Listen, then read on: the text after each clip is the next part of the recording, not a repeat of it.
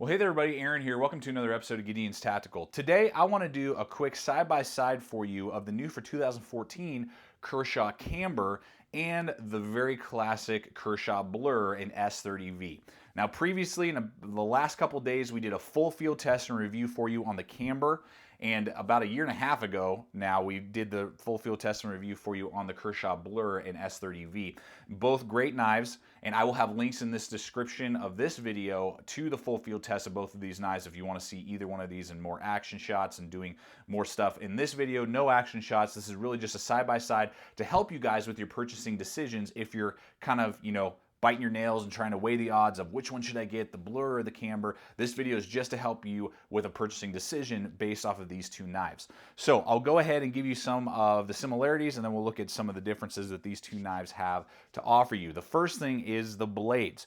The blades are both made out of S30V steel, great high quality stainless steel, going to hold a great edge. Both these knives hold a very good edge, but they're pretty easy to resharpen as well, which is awesome. It's always great to have a good premium quality steel that will also resharpen without, hours and hours of use, so of trying to resharpen them. So that's great.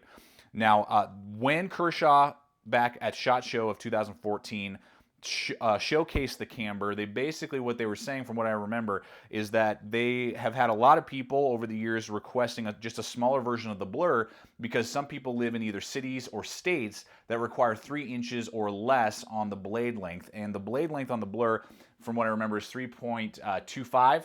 So it's basically 3¼ inches overall length from the handle to the tip. The Camber from the handle to the tip is 3 inches even. So you're going to be able to hit that mark, be able to carry it in a lot of those cities and states that maybe have tighter restrictions on knives and their blade length, which is awesome. That's basically the whole goal with the Camber from what I remember Kershaw telling us in SHOT Show. So 3 inches, 3.25 on the Blur. They both have saber grinds. You're going to get this nice drop point with a little bit of a recurve on the Blur. You're going to get just a very simple, good sweep up with the drop point saber grind again on the Camber. So both saber grinds, both S30V, just basically a 1/4 inch difference on the blade length. They both have a stonewash finish as well on the blades to help just kind of fight against any possible rust that may show up and give it a very cool, classy look to the blades with their black handles. Now, with that being said, let's go ahead and look at some other features here on this knife. All right, one of the first things that are going to really stand out to you that there is a big difference between these two knives that I think is going to launch you almost immediately into purchasing one over the other are the pocket clips. The Kershaw Blur has a pretty high ride. It's going to ride about 1 inch almost out of your pocket, and it has an exposed lanyard hole up here, and it is tip up, tip down, right-handed only. So righties only is where it's designed for. There are no holes at all on the left side of the blade for you to put your pocket clip. Whereas with the Kershaw Camber, this is awesome, they've given us a loop over design, so it's a very deep ride. I love that feature a lot. You got a hidden lanyard peg right here, so you put your lanyard through this little peg right there so you don't see it, just a little bit classier. And it is tip up only, which is the only way I like to carry my knives, right or left-handed. So for you lefties out there, immediately I'm going to say go with the Camber over the Blur because it is going to give you that option to flip the pocket clip. So that's a huge plus, and I definitely like putting this knife, the Camber, into my pocket a lot more often than my Blur, purely because it has that deeper ride, loop over designed pocket clip. The other thing as well is the weight. You're looking at right around 3.6, 3.7 ounces on the Camber, and you're looking at about 4.1 ounces on the Blur. So they're very similar in weight. You're really not going to notice any difference in your pocket at all when it comes to that. The handles are made out of 6061 anodized aluminum, so aircraft grade aluminum, very high quality, with that tack trek inlays there, kind of like a rubberized, almost think of like skateboard tape, inlaid into the aluminum handle, so it gives you some really good traction. The Blur has a 4.5 inch handle, and I wear large size gloves. 4.5 inch handle, and then the Camber has a 4 inch handle, but still fits great in my hand with even a little bit to spare there. And then that finger flipper that we'll look at here in just a second also acts as a really good guard, and is actually the Camber is a better stabbing knife than the Blur because there's no real guard, and you could easily slide up and hurt yourself if you were doing any sort of stabbing task with the Blur, whereas with the Camber you have that really nice guard to kind of protect yourself. The thumb studs on the Blur are fantastic, and it is a speed safe open assisted model.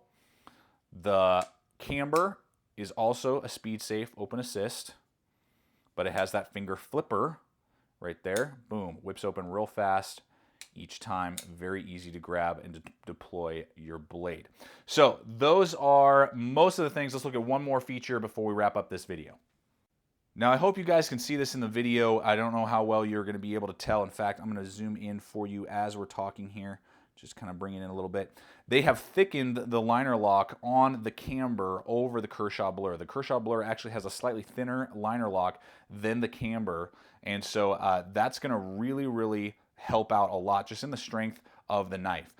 The Blur is fine. You know, I've never had any sort of failures, and again, you could watch the full field test. I did some really hard stabbing into a log with the Blur and never had the liner lock fail on me. But the Camber, they did double up on the thickness basically and gave you a little bit stronger, thicker liner lock, which is awesome. Always to have. The stronger the better, in my opinion. So the liner lock on the Camber is also thicker than it is on the S30V Blur.